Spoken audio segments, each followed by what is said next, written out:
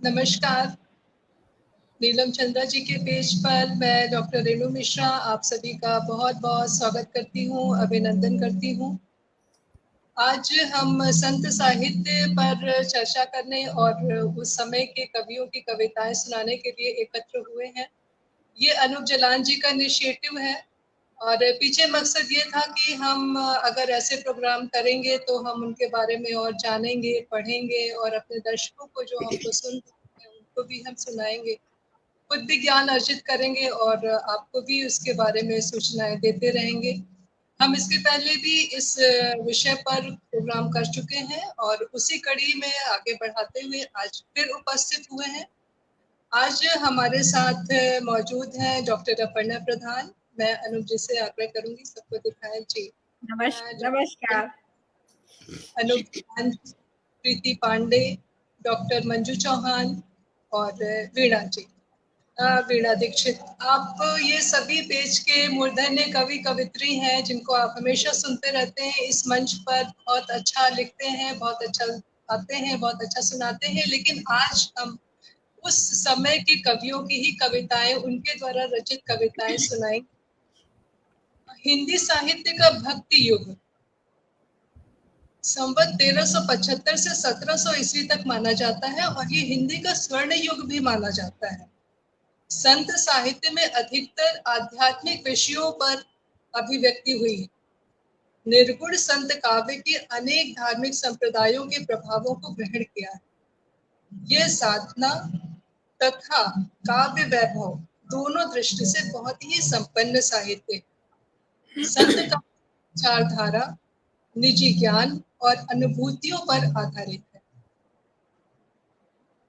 इस युग में हिंदी के अनेक महाकवि कवित्री हुए, जिसमें विद्यापति, कबीरदास, मलिक मोहम्मद जायसी, सूरदास, तुलसीदास, केशवदास, रसखान आदि ने अपनी अनूठी काव्य रचनाओं से साहित्य के भंडार को संपन्न किया। इस युग में 17वीं शताब्दी का स्थान भक्ति काव्य की दृष्टि से बहुत महत्वपूर्ण है। सूरदास, मीराबाई, तुलसीदास, रसखान आदि की रचनाओं ने इस शताब्दी के गौरव को और भी बढ़ा दिया। आज भी हमारे साथ हमारे कवि मित्र, कवियत्री मित्र बहुत सारे लेखकों को, कवियों को लेकर आए हैं जो एक एक करके आएंगे और आपके सामने प्रस्तुत करेंगे। और इस श्रृंखला में मैं सबसे पहले आमंत्रित करती हूँ अनूप जलान जी को। आप आए और कृपया उस जिसकी आप कविता प्रस्तुत कर रहे हैं उनके बारे में संक्षेप में बताएं, हमारे दर्शकों और उनकी रचना सुनाएं। स्वागत है अनूप जी। धन्यवाद रेणु जी। सभी मंच को नमस्कार, सभी श्रोताओं को नमस्कार। नीलम सक्सेना पेज का धन्यवाद। आज की ये जो मेरी प्रस्तुति है, मैंने परमानंद दास का एक पद लिया है, प्रस्तुत कर रहा हूँ। जैसे कि रेणु जी ने कहा, ये जो भक्ति काल था, भक्ति काल के अंदर अलग अलग समुदाय, संत समुदाय भी हुए। तो उनमें जो वल्लभ संप्रदाय था, उसके अंदर वल्लभाचार्य के अष्टछाप कवियों 8 उनके खास कवि थे, जिनमें से सूरदास थे, कुंभन दास थे, नंददास थे। इस तरह से 8 वो लोग हैं। उनमें परमानंद दास स्वामी भी जो उनमें से एक हैं, और ये उनकी कविता है, उनका ही पद है। जहाँ तक मेरा सवाल है, मैंने इनको सूरदास के बाद में मेरे ख्याल से इस संप्रदाय से सबसे ज्यादा परमानंद जी के ही पद सुने हैं। कि अगर तुलसी, मीरा, सूर, कबीर, इन 4 को अगर हम छोड़ दें साइड में एक बार, तो मेरे ख्याल से परमानंद जी के जितने पद मैंने सुने हैं उतने और किसी और के शायद नहीं सुने होंगे। इसलिए मुझे परमानंद जी पे जरा श्रद्धा ज्यादा है। और ये वाला जो पद है, इसके अंदर बहुत ही सरल भाव है, कहीं कुछ टेढ़ा कुछ नहीं है, कुछ तीखे शब्द नहीं है, एकदम सीधे सरल शब्द है, सीधा सरल भाव है। और इसकी जो धुन है वो गुरुजी पंडित जसराज जी ने बनाई थी, वो इसको बहुत गाते थे। तो उसी को लेकर मैं आपके सामने इसको गाने की कोशिश कर रहा हूँ। स्वागत। माई मीठे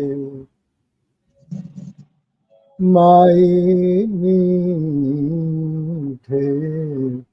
हरि जुके बोलना माई मीठे हरि जुके बोलना माई मीठे हरि जुके बोलना बोलना हरि जुके बोलना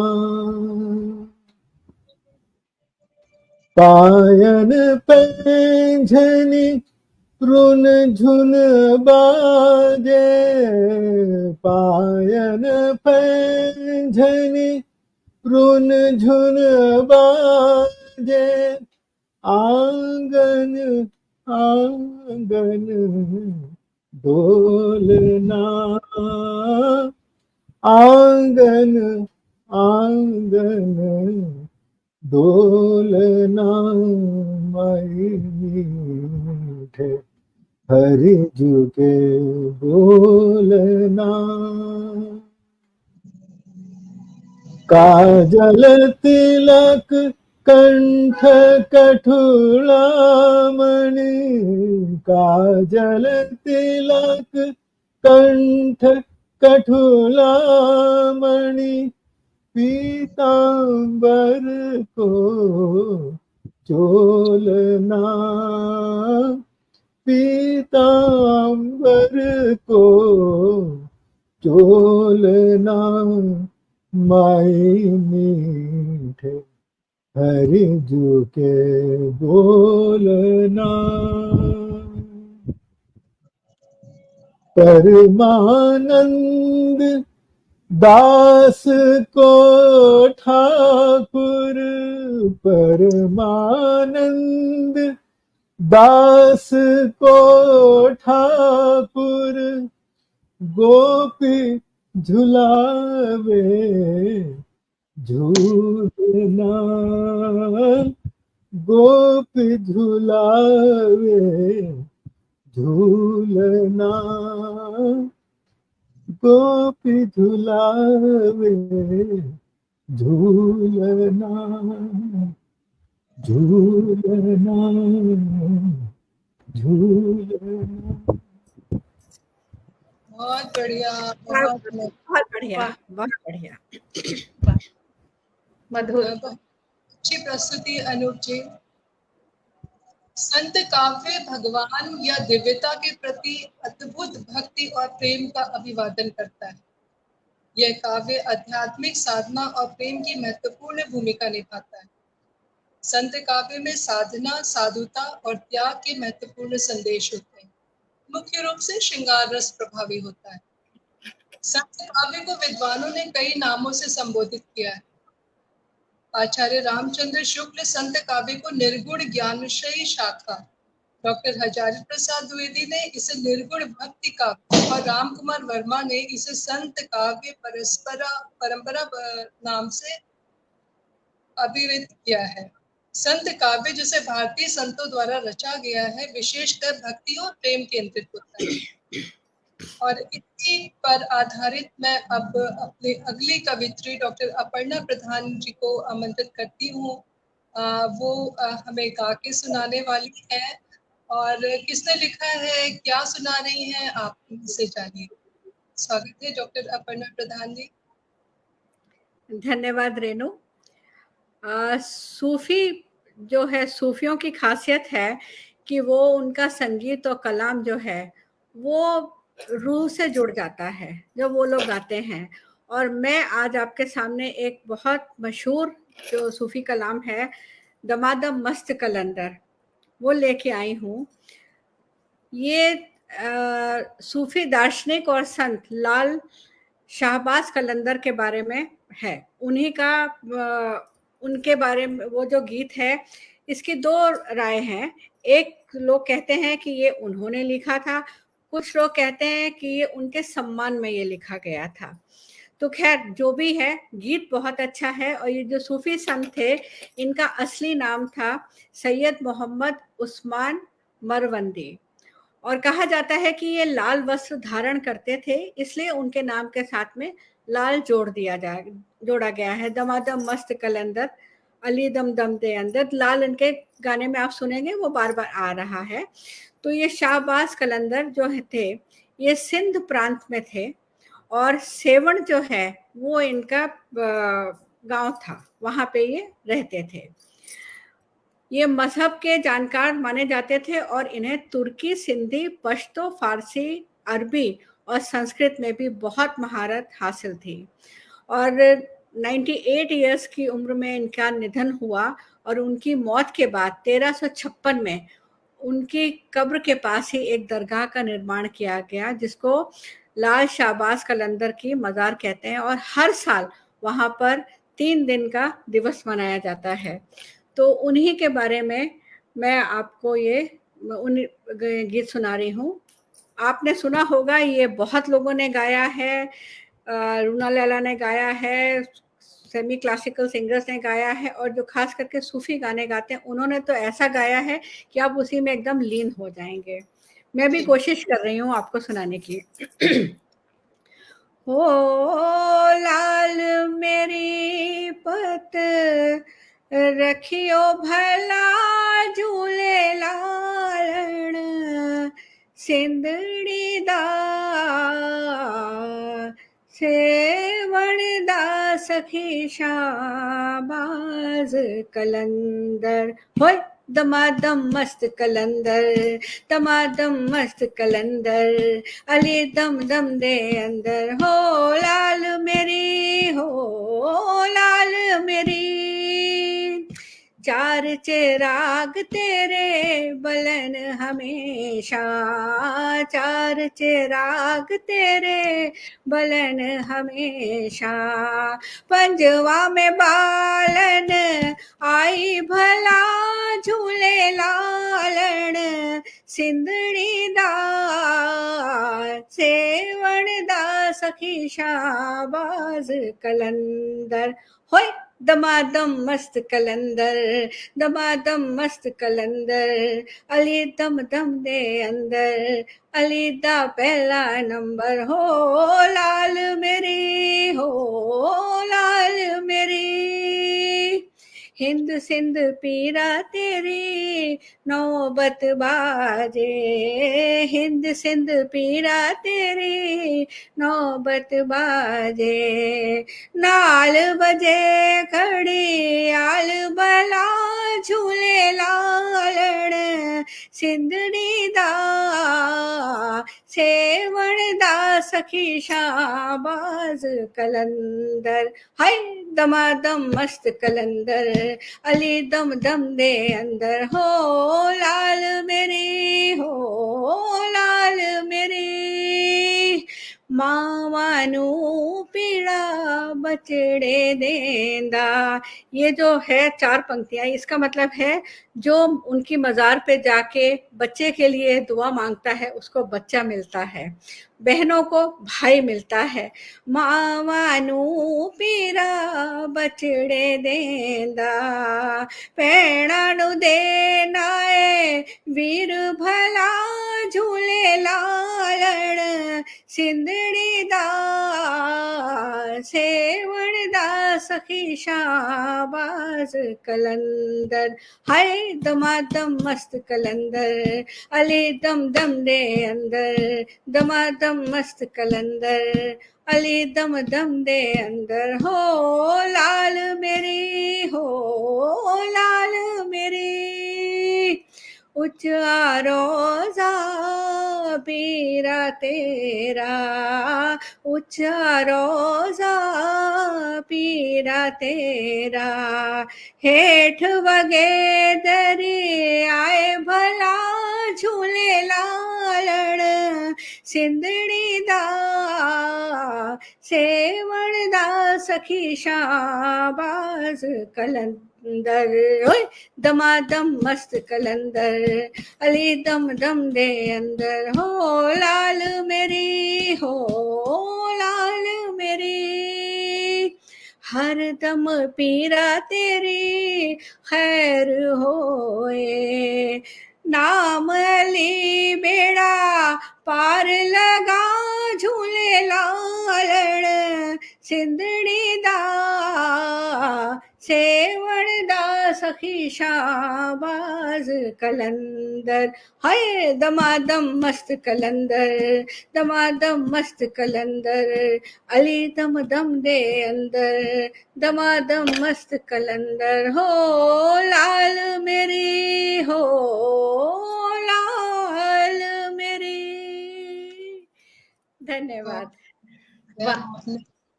और जैसे कि कहा है कि संत काव्य मतलब संतों द्वारा लिखा काव्य, तो संत का तो मूल उद्देश्य ही ये होता था कि लोक कल्याण करना। तो जहाँ भक्ति और प्रेम केंद्रित होता था इनकी कविताओं में, ये विषय रहता था, उसके साथ साथ साधना और त्याग का भी संदेश रहता था। वो उसमें संत अपने जीवन को भगवान की खोज में समर्पित किए होते थे और उस विषय को उसको ध्यान में रखकर वो रचनाएं रचते थे। और उसका क्या कैसी रचनाएं रची गई वो देखिए, आज भी हम लोग उनको याद करते हैं और उनकी रचनाएं गाते हैं। तो जो भगवान को समर्पित हो जाए, जो ईश्वर को समर्पित हो जाए, जो संत हो जाए, वो कैसा रचेगा, वो अलग ही होगा, वो अद्भुत ही होगा।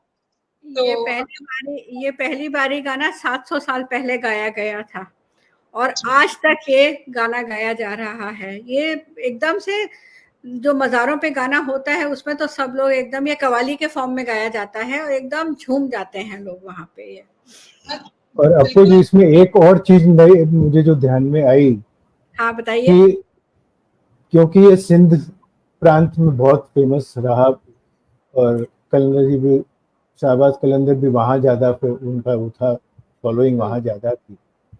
और सिंध में जो झूलेलाल उनके संत थे, उनका भी हाँ, बहुत है, उनके लिए वो है। तो हाँ, इसमें जो है उन्होंने इसको झूले लालन जो है वो ओरिजिनल उसमें शायद नहीं था, जहां तक मुझे पता है। वो बाद में इसमें झूले लालन करके सेवन दा यानी जो उनकी जो बताता है, इस तरह से करके उसको सारे को सिंधी अब उसको ये झूलेलाल का समर्पित करके भी इसको माना जाता है। जी दूसरा वर्जन ये भी है कि शाहबाज कलंदर को सिंध प्रांत के जो हिंदू थे वो इनको झूलेलाल का पुनर्जन्म समझते थे कि झूलेलाल का पुनर्जन्म हुआ है, इसलिए उनका भी बीच में ऐड किया गया है। तो वो अपने जो प्रथाएं हैं कि भाई सब आओ, आपकी अलग नहीं हो, चलो आप भी आ जाओ, आप भी मिलो, आप भी आ जाओ, आप भी मिल जाओ। तो हमारी जो प्रथा वो यही रही है कि सबको तो एक करना, ना कि समुद्र है जिसमें जितनी नदियां आए मिले, तो हाँ ऐसे बिल्कुल बिल्कुल एकदम सही बात है। अच्छी गई हैं। और आप भक्ति काव्य में देखेंगे तो उनकी कविताएं देखेंगे तो एक चीज आपको और विशेष मिलेगी कि वो भाषा पे बहुत अधिक ध्यान नहीं देते थे। बोलचाल की भाषा रहती थी और सीधे वो कनेक्ट करती थी पब्लिक से। तो चूंकि वो सीधे वो कनेक्ट हो जाती थी आम जनता उनकी भाषा से, लोक भाषा में वो लिखते थे, तो इसलिए वो बहुत पॉपुलर भी होते थे और लोग उनको समझने वाले भी एक बहुत बड़ी मेजोरिटी होती थी जो उनको समझ पाती थी, जो उनको सुनती थी और उनकी जो बातें, उनको संदेश को उनको ग्रैस्प करती थी। तो खैर ये बहुत बड़ी चर्चा का विषय है और हम आगे बढ़ते हैं और हम बुलाते हैं डॉक्टर मंजू चौहान जी को कि वो आए और बताएं कि वो किसके बारे में जी बता रही हैं। बहुत बहुत बहुत धन्यवाद Renu ma'am, thank you so much. मुझे बुलाने के लिए अनूप सर का बहुत बहुत धन्यवाद कि मुझे ये अपॉर्चुनिटी देने के लिए। आप सब लोगों के साथ बैठना मेरे लिए बड़ी बात है, सौभाग्य की बात है। और ऊपर से देखिए सोने पे सुहागा ये है कि आज आपने जो है संत काव्य रखा है, तो उसमें कई बार मतलब होता है कि आप अपने लिखने में इतने बिजी हो जाते हो कि कितना खजाना बिखरा पड़ा है वो आपका ध्यान ही नहीं जाता। तो हाँ जी, तो वैसे मैंने जो पढ़े बड़े सारे कवि, जो संत कवि मैंने पढ़े और मुझे बहुत सभी पसंद आए, पर बुल्ले शाह का नाम तो मतलब ऐसे बहुत ही प्यारा कलाम उन्होंने लिखा है और अक्सर उनके कलाम को जाना जाता है काफिया। तो उनके ही कुछ काफिया लेकर मैं आपके सामने प्रस्तुत हुई हूँ। और रेणु मैम कह रहे थे कि मतलब ये लोग ऐसे बहुत ही बोलचाल की भाषा में लिखते हैं। तो कितने मतलब ऐसे सरप्राइजिंग ये चीज है कि जो लोग कभी स्कूल भी नहीं गए, जैसे कबीरदास जी हैं, कभी स्कूल नहीं गए, यहाँ तक कि विलियम शेक्सपियर कभी स्कूल नहीं गया, और क्या कहते हैं जो बुल्ले शाह हैं वो भी मतलब जैसी स्कूलिंग एजुकेशन हमें मिली है तो वैसी नहीं मिली। पर देखिए आज ही इन्हीं कवियों पर लोग पीएचडी कर रहे हैं। मतलब बिल्कुल ये चीज बताती है कि असली एजुकेशन तो जिंदगी के स्कूल में मिलती है। तो मंजू जी, आपने जो बात कही उसमें मैं बीच में इंटरप्ट कर रहा हूँ।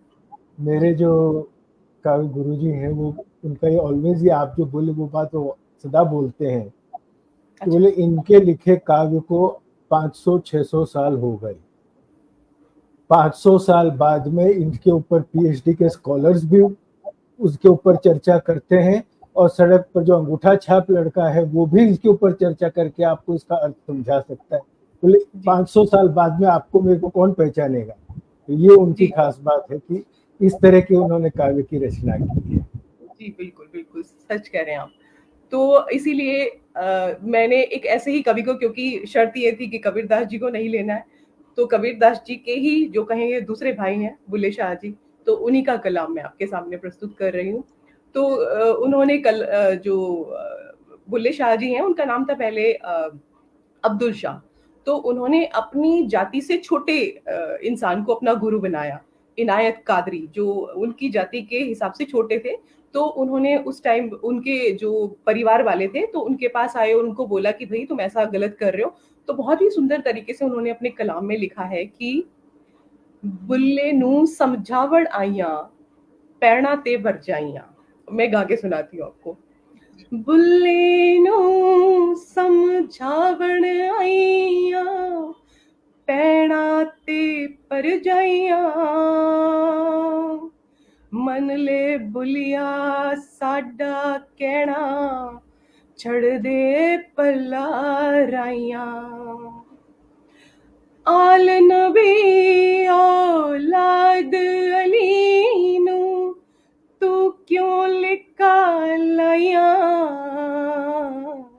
मन ले बुलिया साडा कहना छड़ दे पल्ला राइया। तो ये वो इस चीज को डिस्क्राइब करते हैं कि कैसे उनको कहा गया कि इतने गुरु तुम्हारी छोटी जात के हैं तो इनसे क्या तुम शिक्षा लोगे। और जहां तक बात है बुल्ले शाह जी को इंट्रोड्यूस करने की, उनका परिचय देने की, तो देखिए उन्होंने खुद अपना परिचय दिया और बहुत ही लाजवाब परिचय दिया है कि बुलिया की जाना मैं कौन, बुलिया की जाना मैं कौन, नामे मोमिन बिच मसीता, नामे मोमिन बिच मसीता, नामे बिच कुफर दिया रिता, नामे पाका बिच पलता, नामे मूसा ना फिरौन, बुलिया की जाना मैं कौन, बुलिया की जाना मैं कौन। तो जो बुल्ले शाह अपने आप को ऐसा डिस्क्राइब करते हैं, मेरी तो औकात नहीं है उनका परिचय देने की, तो इसलिए परिचय दिए बिना मैं उनका कलाम पढ़ रही हूँ। तो अब उनकी एक छोटी सी वैसे तो उन्होंने इतना कुछ लिखा है और सच में मन है कि पढ़ते जाएं, पर फिर भी क्योंकि समय की अपनी सीमा है तो उसको देखते हुए उनकी एक ही काफिया मैंने लिया है। तो मैं शुरू करती हूँ। ओ चलो बुलिया चल उठे चलिए, ओ जिथे चलिया हवावा ठंडिया, ओ चलो बुलिया चल उठे चलिए, ओ जिथे चलिया हवावां ठंडियां ओ नामावा दे मैं संग रल जावा ओ मेरे साईं दे दर चलिया ओ मेरे साईं दे दर चलिया ओ पानी देख टुटे कासे बरगे किस्मत मेरी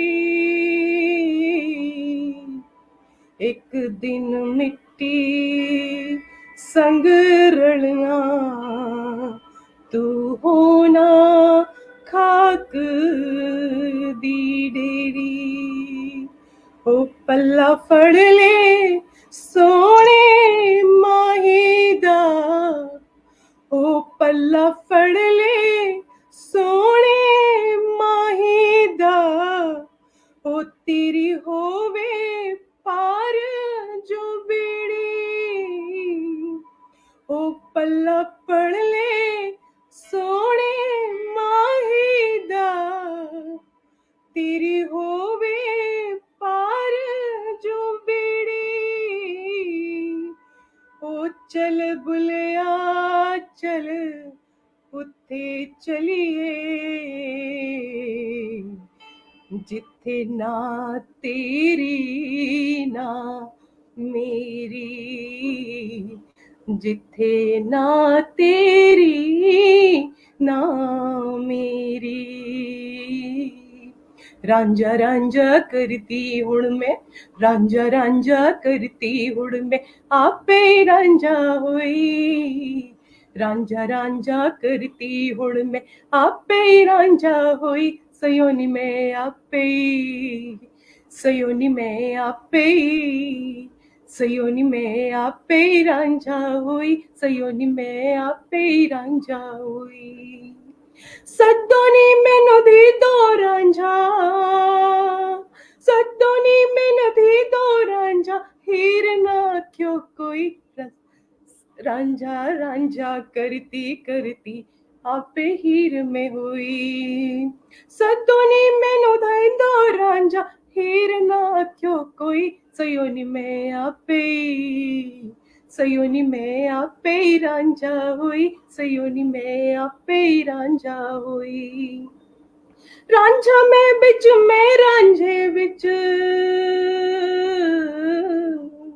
रांझा में बिच में रांझे बिच होर ख्याल न कोई मैनी आप है अपनी आप करे दिल जोई सयोनी में आपे सयोनी में आपे सयोनी में आपे रांझा होई सयोनी में आपे रांझा होई चिट्टी चादर ला सुट कुड़िए चिट्टी चादर ला सुट कुड़िए पहन फकीरा दी लोई चिट्टी चादर दाग लगे सी लोई दाग ना कोई सयोनी में आपे सयोनी में आपे सयोनी में आपे रांझा होई सयोनी में आपे रांझा होई तो ये कुछ उनका काफिया है जो मैंने कोशिश की है आपके सामने रखने की पता नहीं मैं अच्छे से प्रस्तुत कर पाई या नहीं बहुत अच्छे बहुत बढ़िया बहुत अच्छे से गाए मंजू जी बहुत बढ़िया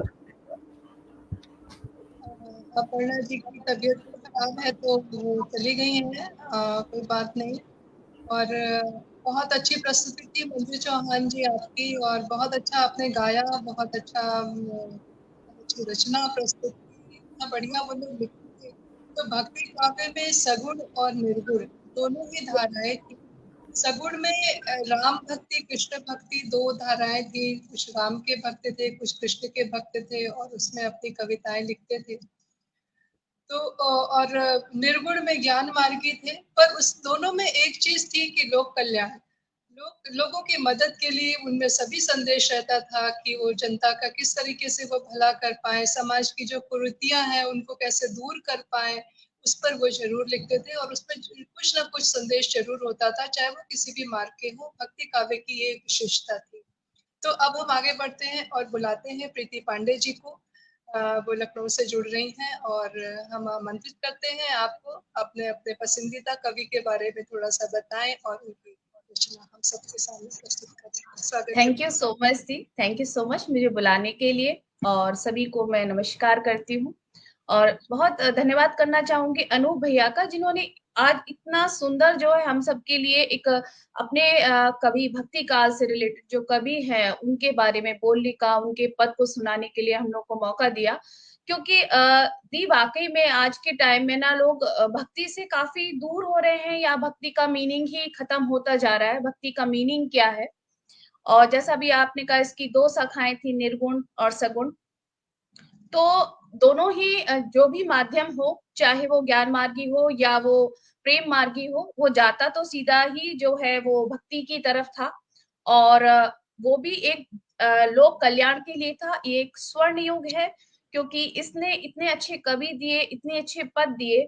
और दी मैं इसके साथ में एक चीज अपनी तरफ से भी जोड़ना चाहूंगी कि क्या होता है हमारे स्वास्थ्य के जो है, हम लोग मानते हैं सिर्फ शारीरिक स्वास्थ्य ही मेन होता है। ऐसा बेसिकली बिल्कुल भी नहीं है, क्योंकि स्वास्थ्य के देखे जाए तो 4 आयाम होते हैं। एक आपका शारीरिक होता है जो हम सब जानते हैं, सामाजिक, मानसिक, और साथ में होता है एक आध्यात्मिक।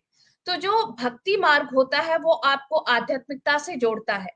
और जब आप आध्यात्मिक हो जाते हैं तो जैसे आजकल ना एंजाइटी और बहुत सारे मानसिक रोग पनप रहे हैं। अगर हम देखें तो भक्ति मार्ग से जुड़ने के बाद जो भक्ति गीत हैं, चाहे वो राम से रिलेटेड हो या कृष्ण से रिलेटेड है, जैसे अभी हम सब भक्ति गीत में डूबे हुए हैं, तो इस वक्त हमारे जो भाव हैं वो बिल्कुल बदले हुए हैं। जो डोपामाइन होता है वो निकलता है, सिक्रीट होता है, और बॉडी में कहते हैं ना कि अच्छे रसायन बनते हैं।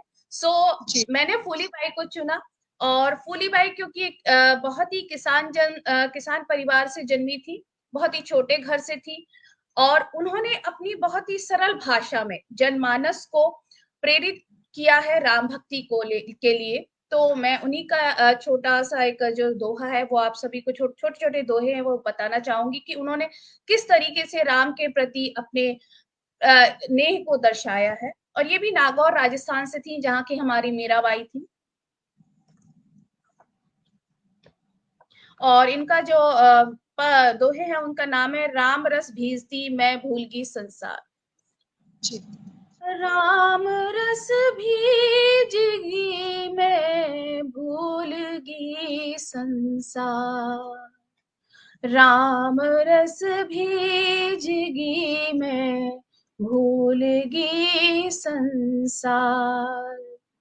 गुरु में हर कर दी जोर रे, हो गई भव पार। राम रस भीजगी मैं भूलगी संसार। दुख दर्द सगला मेटिया, सुख सागर वाली धार। गुरु मेहर कर दी जोर दी, हो गई भव पार। आदि अंत नाही आविया, एड़ा है किरतार। सतचित आनंद रूप है, देखा नजर पसार। दूजा नजर नहीं आविया, लिया हृदय माही धार। नाही नेड़ा नाही दूर है, एड़ा देखा नूर। अंदर बाहर एक सा, व्यापक है भरपूर। भूली भूली जगत ने फिरगी चारों ओर, निज रूप माही डूबगी, जहां और न छोड़। मतलब राम रस में वो इतना डूब गई हैं, उन्हें और कुछ समझ ही नहीं आया कि राम रस, जब राम की कृपा हो गई तो उन्हें लगा कि वो भवसागर ही तर गई हैं। तो ऐसा कुछ उन्होंने लिखने की कोशिश की है। तो ये मेरी छोटी सी प्रस्तुति थी। और मैंने वैसे तो जो बहुत ही पॉपुलर होते हैं उनको सब गाते हैं, पर मैंने कोशिश की जो लोग जिन कवियों को, उन्हें फूलीबाई को लेने की इसलिए क्योंकि कहीं जब हम सर्च भी करते हैं तो वो बहुत नीचे स्क्रॉल होती हैं, तो मुझे लगा उन्हें ऊपर लाना चाहिए और उनको थोड़ा सा हाईलाइट करना चाहिए कि उन्होंने एक जनमानस को साधारण भाषा में किस तरीके से प्रभावित किया अपने राम भक्ति गीत से। Thank you so much. बिल्कुल सही कहा आपने प्रीति। और हमारे ये जो सीरीज हमने की उसका उद्देश्य यही था कि जैसे पिछले साल हमने 4 एपिसोड्स किए थे जिसमें तुलसी, मीरा, सूर, कबीर चारों को लिया था, तो इस बार हमने इसलिए जानबूझकर ये रखा कि नहीं, उन 4 को हम पिछले साल कवर कर चुके हैं, तो इस बार हम और दूसरों को सामने लाने की कोशिश करें जिनके कि हम आमतौर पर इतने ज्यादा सुनने में नहीं आते हैं। तो आपने जो कहा वो बिल्कुल सही। फूलीबाई का सच कहूं, आपसे पहली बार मैंने नाम सुना तब जाकर पढ़ा, उसके पहले मुझे पता नहीं था। उसके पहले मंजू जी ने कहा, बुल्ले शाह का कलाम पढ़ा, तो मजाक की बात और, पर हमने जो बचपन में पिक्चर देखी थी बॉबी, उसके अंदर गाना था, बेशक मंदिर मस्जिद तोड़ो बुल्ले शाह ये कहता, तब उस समय बुल्ले शाह का नाम सुना था, तब समझ में आता कि अच्छा ऐसे भी कोई है, वरना हमारे इस तरफ बम्बई की तरफ में उनका इतना कोई प्रचलन नहीं है जितना कि था। तो इस तरह से हम जब और लोगों को जब सुनते हैं तो उन सबका सामने लोगों के भी आता है कि देखो ये 4 ही नहीं है और बहुत है, हमारे बहुत एक रिच परंपरा है, तो उसके लिए ये प्रोग्राम है। तो आपने जो किया प्रीति फूलीबाई को लेके भी बहुत सही किया, बहुत अच्छा, बढ़िया किया। Thank you. और यही मकसद था इस प्रोग्राम का कि हम ऐसे लोगों को सामने लाएं जो हमारे साहित्य में है तो बहुत मूर्धन्य कवि हैं, लेकिन उनके बारे में लोग नहीं जानते, इतना नहीं उनके बारे में प्रचलित है। तो धन्यवाद। और जैसे बताया गया कि संत काव्य भारतीय संस्कृति में भक्ति साधना और आध्यात्मिक विकास के माध्यम से आध्यात्मिक जागरूकता को बढ़ावा देता था और जीवन में सच्चे प्रेम और मानवता के महत्व को प्रमोट करता है। ये विशेष रूप से आत्मा की शुद्धि और मोक्ष की प्राप्ति के प्रति महत्वपूर्ण संदेश प्रस्तुत करता है। हमारे जो अभी तक हमने जो कवियों को प्रस्तुत किया आप सभी ने, वो एक से एक रचनाएं थी और सबने अपनी लोक भाषा में वो लिखा था, लेकिन उनके भाव देखिए, उनके विचार देखिए, उसमें कितनी प्रबुद्धता है, कितनी रिचनेस है। और वो जानते हैं आत्मा और परमात्मा के बारे में, वो मोक्ष के बारे में जानते हैं, वो आध्यात्मिक उन्नति के बारे में जानते हैं। और हम जो पढ़ते हैं यूनिवर्सिटी में, स्कूल में लिटरेचर लेके और ग्रामर पढ़ते हैं और ये सब पढ़ते हैं, तो हमारा जो पिरामिड का वो जो बेसिक वाला होता है ना, बेसिक नेसेसिटी जीवन की पूरी करने वाली, हम उसको उसी तक उद्देश्य तक रख के सीमित कर देते हैं कि हम उससे पैसा कमा पाए और अपना जीवन यापन कर पाए। तो बेसिक नेसेसिटी तक खत्म हो जाती है। ऐसा नहीं है कि ये जो कवि थे ये बहुत अमीर थे और इनको जरूरत नहीं थी इन सब चीजों की, बहुत अच्छे तबके के नहीं थे और किसी तरीके से जीवन यापन करते थे, लेकिन वो उच्च शिखर तक पहुंचे हुए थे। वो परमात्मा की बात करते थे, वो अध्यात्म की बात करते थे, वो मानवता की बात करते थे, वो सामाजिक सुधार की बात करते थे। और इसी वजह से कि वो अभी भी अमर है और अभी भी उनको हम जानते हैं, उनके बारे में सुना रहे हैं, उनको पढ़ रहे हैं और वो इतने प्रचलित हैं और उनकी वजह से हमारा साहित्य इतना समृद्ध है। अब मैं बुलाना चाहूंगी वीणा दीक्षित जी को, और हम सारे दर्शक उत्सुक हैं कि वो किस साहित्यकार को, किस कवि को लेके आई हैं और उनके बारे में क्या जानकारी हमको दे रही है। बहुत बहुत धन्यवाद रेणु मैम, और आप सभी का बहुत बहुत धन्यवाद। सबसे ज्यादा अनूप सर आपका धन्यवाद, आपने मुझे इस श्रृंखला से जोड़ा, तो इसके लिए नीलम मैम के पेज का धन्यवाद जो हमें प्लेटफॉर्म मिला है। तो मैं अमीर खुसरो जी को पढ़ने वाली हूँ आज। तो अमीर खुसरो जी का नाम तो आप सभी ने सुना ही होगा। तो उनके बारे में सबसे पहली बात तो वो हजरत निजामुद्दीन जी के शिष्य थे, और गुरु शिष्य का जो प्रेम है वो आपको जब आप इन दोनों के बारे में पढ़ेंगे तो आप समझ पाएंगे कि कितना ज्यादा उन गुरु और शिष्य के बीच में प्रेम था। और इस पर एक मैं आपको वाकया बताना चाहूंगी संक्षिप्त में कि जब उनके गुरु का देहांत हुआ तो अमीर खुसरो जी कहीं दूर थे, उन्हें कुछ दिन लगे दिल्ली वापस आने में। तो तब तक उन्हें रखा गया था ऐसे ही। उनका चेहरा खराब होने लगा था, तो वहां जो लोग थे उन्हें पता था कि अमीर खुसरो जी ऐसे देख नहीं पाएंगे अपने गुरु को, तो उनके बालों से उनका चेहरा ढक दिया गया था। तो जब खुसरो जी गए वहां और उन्होंने देखा वो, तो वो सह नहीं पाए और उन्होंने एक दुआ पढ़ा था, गोरी सोए सेज पर मुख पर डारे केस, चल खुसरो घर आपने रैन भई जहूं देश। अब यहाँ कुछ नहीं बचा है। तो अमीर खुसरो जी की ये कला थी, वो अपना सारे रिश्ते प्रेम के जरिए दर्शाते थे। उन्होंने अपने गुरु के लिए भी गोरी सोवे सेज पर, आप देखेंगे कितना सुंदर लिखा हुआ है कि अब वो सेज पे अभी वो चली गई है, जाने वाली है, मुख पर डारे केस। और दूसरी चीज मैं ये बताना चाहूंगी अमीर खुसरो जी की कि हमें बहुत कुछ सीखने को मिलता है। आप जितना पुराना पढ़ेंगे आपको कुछ नया सीखने को मिलेगा।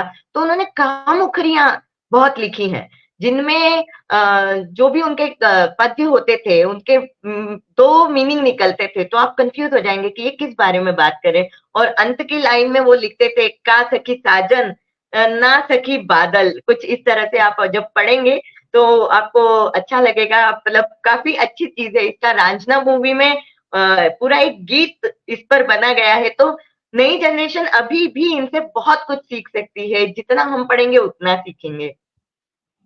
तो जैसा मैंने बताया कि अमीर खुसरो जी अपने सारे रिश्ते, सारी भावनाएं प्रेम के जरिए व्यक्त करते थे। सूफी संत थे, तो ईश्वर से प्रेम एक प्रेमी प्रेमिका के प्रेम की तरह ही उन्होंने देखा और उसी तरह से उन्होंने लिखा। तो अभी जो मैं उनकी जो पद पढ़ने जा रही हूँ, तो वो एक पिया के घर आने पर एक प्रेयसी की क्या भावनाएं होती है वो बताएगा। लेकिन आप उसे जोड़िए कि आप अपने ईश्वर से मिल रहे हैं, तो आपकी भावनाएं कैसी होगी। उन दोनों को समानांतर रखकर आप जब देखेंगे तो आप बहुत अच्छे से कनेक्ट कर पाएंगे। तो शुरू करती हूँ। एरी सखी मोरे पिया घर आए, एरी सखी मोरे पिया घर आए, भाग लगे इस आंगन को,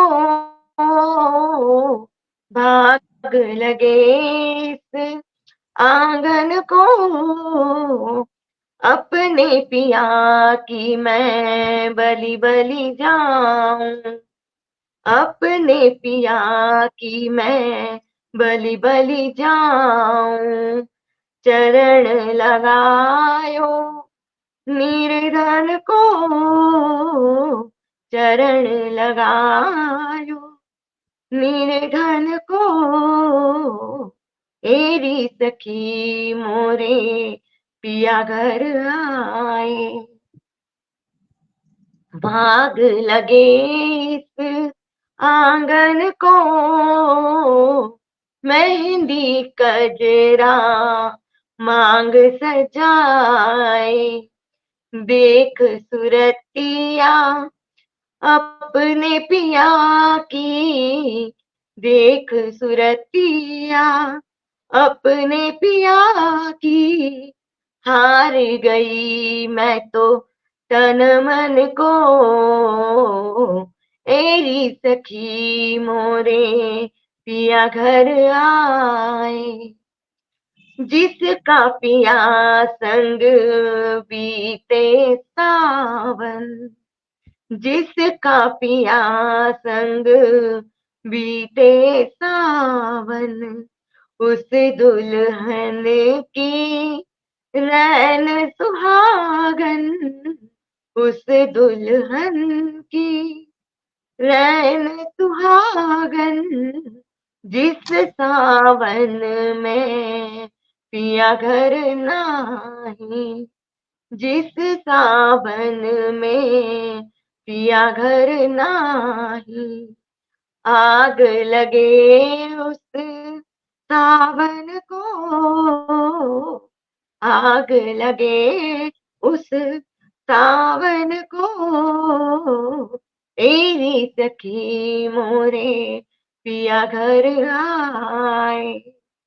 अपने पिया को मैं किस विधि पाऊं, अपने पिया को मैं किस विधि पाऊं, लाज की मारी मैं तो डूब ही जाऊं, लाज की मारी मैं तो डूब ही जाऊं, तुम ही जतन करो मेरी सखी, तुम ही जतन करो मेरी सखी, मैं मन भाऊं साजन को, मैं मन भाऊं साजन को,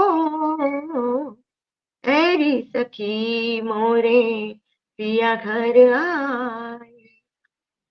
भाग लगे इस आंगन को, भाग लगे इस आंगन को, मेरी सखी।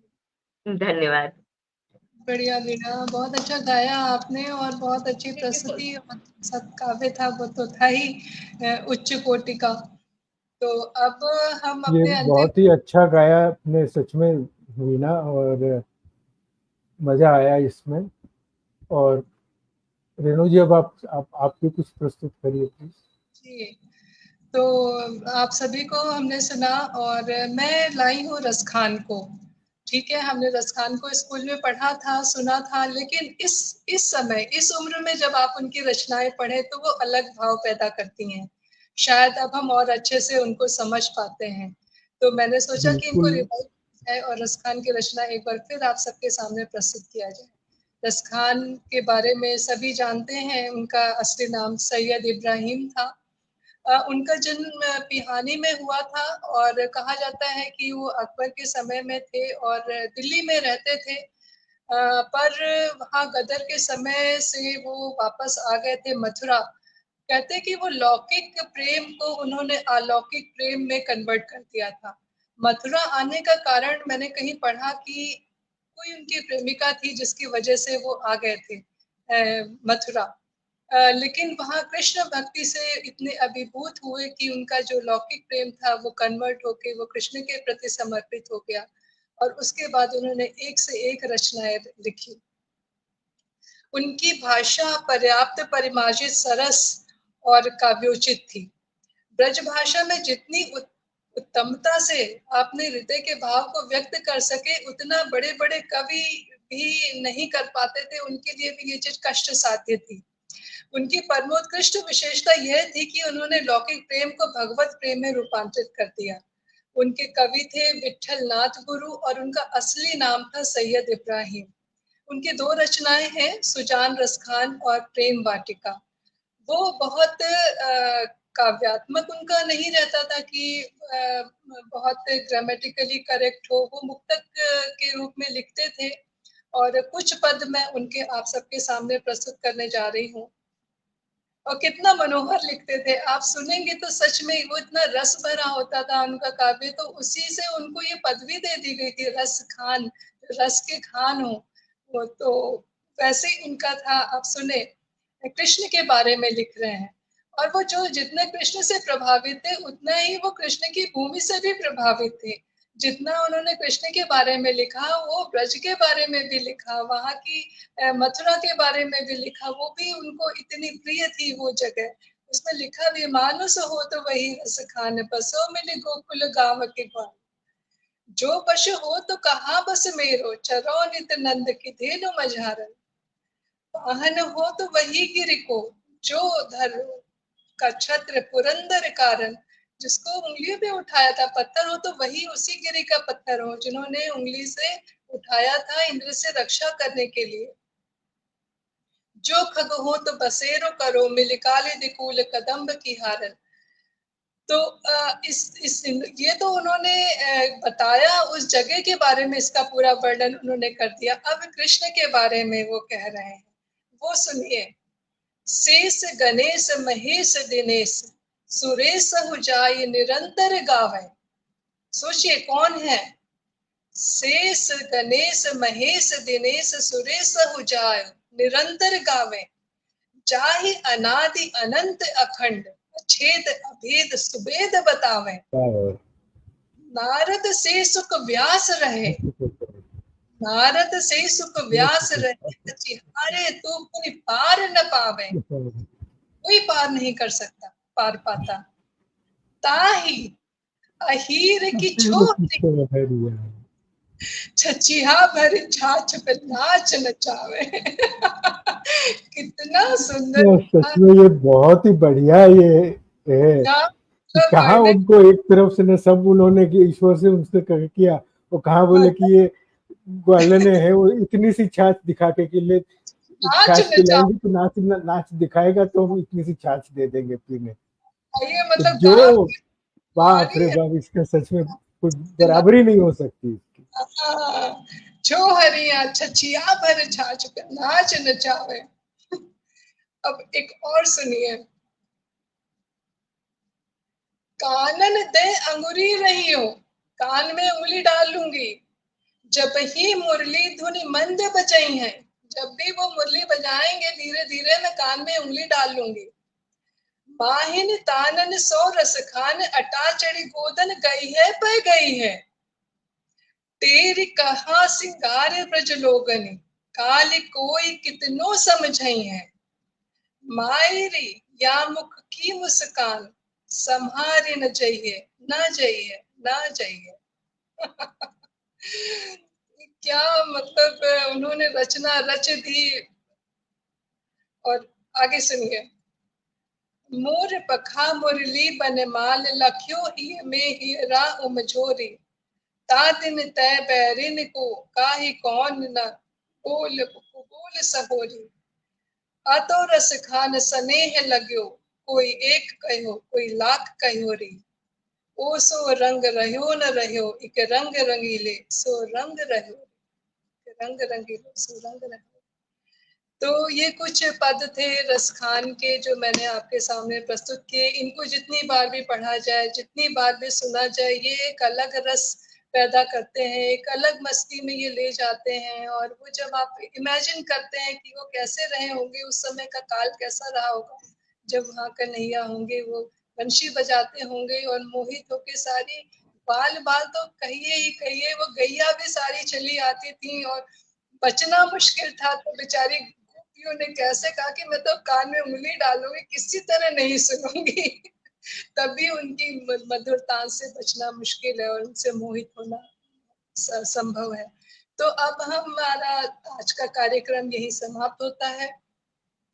हम अपने दर्शकों से अब आज्ञा चाहेंगे और हमें आशा है कि आप जरूर इससे कुछ ना कुछ तो लाभान्वित हुए होंगे। कुछ ऐसी सूचना, कुछ ऐसा ज्ञान आपको मिला होगा, कुछ जाने होंगे हमारे मूर्धन्य कवियों के बारे में, उनकी रचनाओं के बारे में और हमारे समृद्ध साहित्य के बारे में। हमसे जुड़े रहें, हम फिर आएंगे इसकी अगली श्रृंखला को लेकर और हम कुछ अन्य कवियों के बारे में आपको बताएंगे, उनके बारे में उनकी कविताएं प्रस्तुत करेंगे।